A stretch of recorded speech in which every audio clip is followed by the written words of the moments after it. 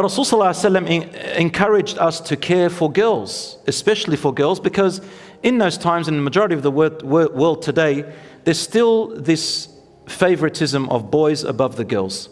So the Prophet ﷺ, he said, whoever cares for and looks after two girls, any two girls, so your daughters, or you foster them, any two girls who you look after, let's say girls who are orphans for example, حَتَّى تَبْلُغَا, until they reach puberty, he or she will come on the day of judgment,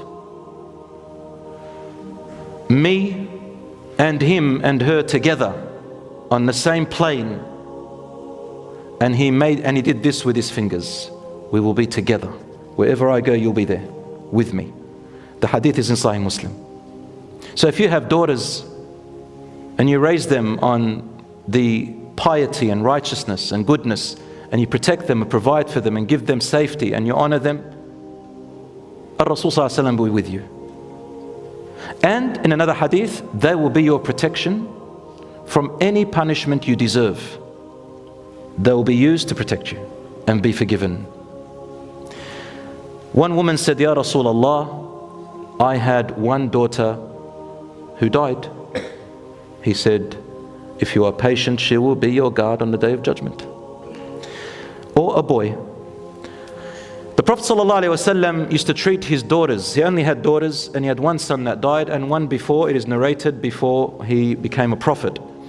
His four daughters were Fatima, Zainab, Kulthum, and Ruqayya radiyallahu anhum hunna ajma'een. He loved Fatima the most, which teaches us that you must treat your children equally, but you can love one more than the other.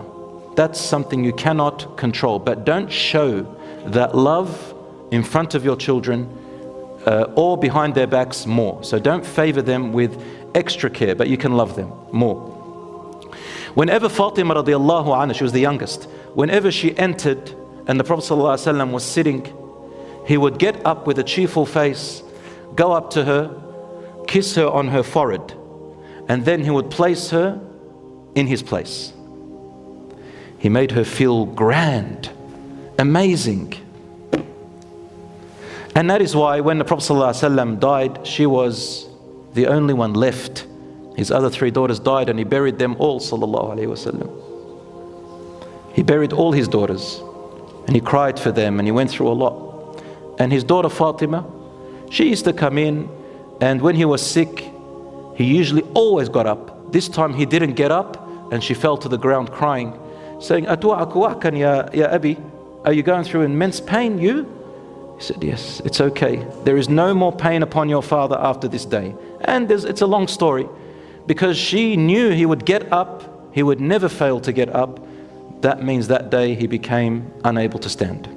My brothers and sisters, and lastly, he used to get the consent of his daughters before marriage. Every single one of his daughters were not married without their consent, and Rasul ﷺ used to take them aside and make sure that his daughter truly and honestly wants this man.